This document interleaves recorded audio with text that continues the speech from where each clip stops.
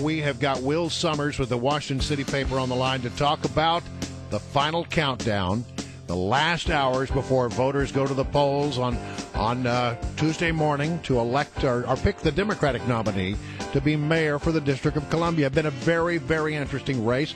Will, thank you for joining us. Thanks for having me. All right, so we, according to the polling, it's nip and tuck. Could go either way between Muriel Bowser and Mayor Gray, the incumbent. And a lot of people are saying it really comes down to, turnout and how you get people to the polls. In your estimation, who's got the better organization for that? You know what? That's a real question right now because if this was 4 years ago, I'd say Vince Gray, no question. But a lot of the people who did organizations for Vince Gray are headed to prison right now. So, well, there is that. How many people? Whether he's been able to replace those people effectively.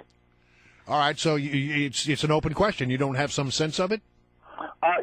Muriel Bowser's organization, they've obviously, she has a lot of people who got Adrian Fenty elected in 2006. I mean, so this isn't their first time around either.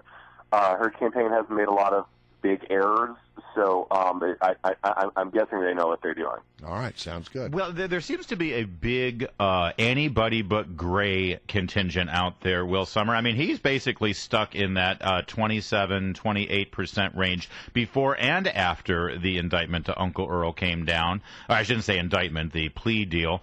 Do you think that the anybody but Gray vote is split amongst so many candidates here that he might eke it out? I mean, is that really his strategy here? That's why he gave props to Jack Evans during the debate, so because he's polling lowest? Right. I mean, what you've got is Muriel Bowser trying to collect all these voters who would otherwise go for Tommy Wells and Jack Evans, Andy Shalal.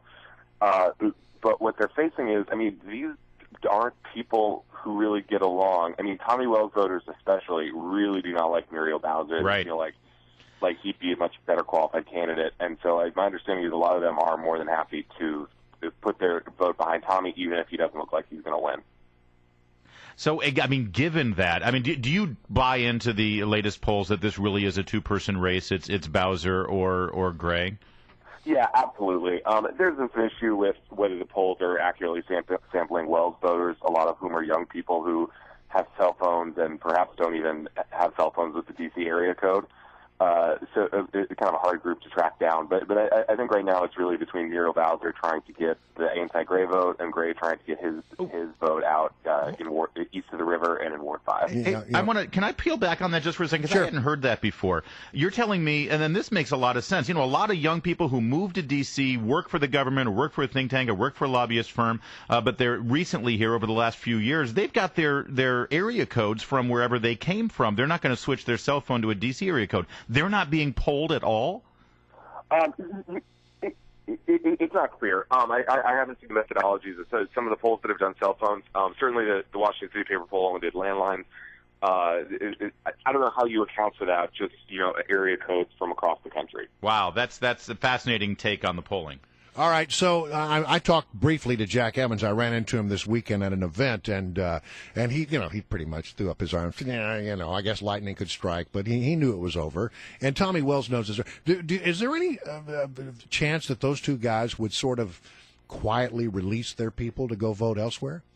No, I don't think so. I mean, like I said, there's a lot, especially in Jack Evans' case. I mean, Jack Evans would be much happier with Vince Gray as the mayor than Muriel Bowser. That seems very clear. Yeah. Yeah, I mean, you guys have seen the debates. He's essentially been running interference for the mayor, just bringing up Muriel Bowser's own issues with Jeff Thompson, that sort of thing. And again, Tommy Wells, it looks like he wants to go down fighting.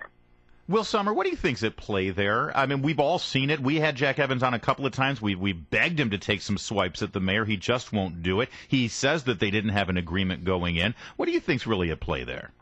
That's the big mystery, right? I mean, on one hand, there is a sense I think Jack Evans really values experience. I mean, he's the longest-serving council member, and on one hand, I think Jack Evans really does like Vince Gray.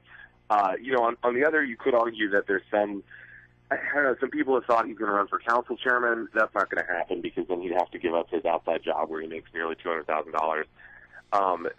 There's a lot.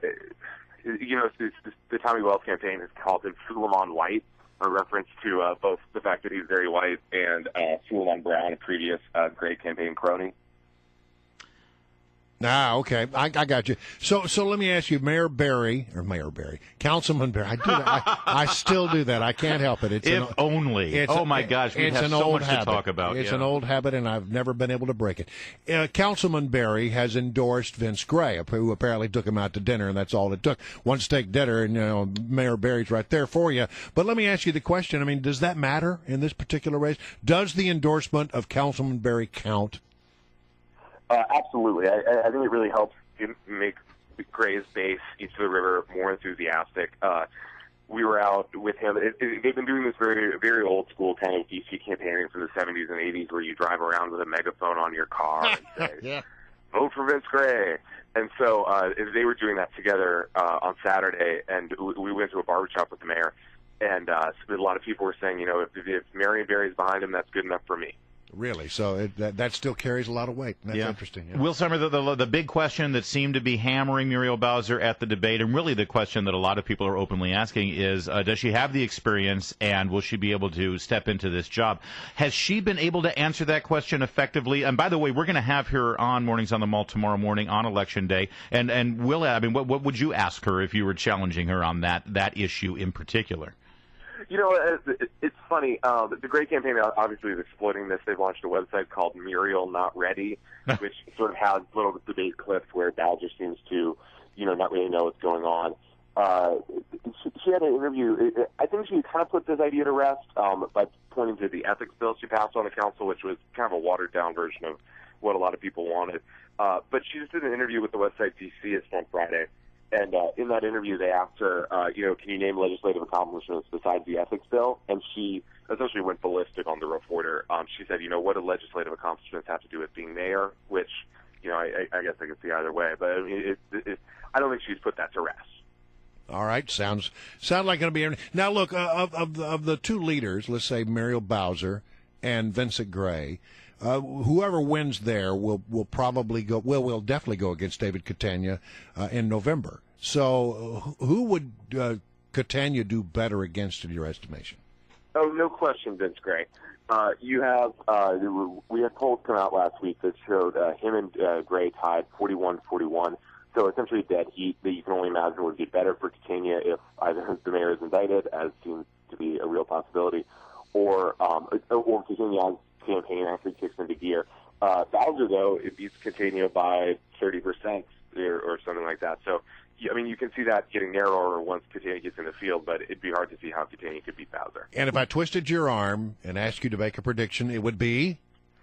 I'm leaning Gray right now. That may probably be because I've seen the Gray machine in action a lot more lately than Bowser's campaign. But I think it's low turnout election, and I think that benefits kind of very old school tactics of, get your seniors in your vans and go vote. All right. Will Sommer, thank you so much. Appreciate your assessment of the race as we are just one day away from the April Fool's primary.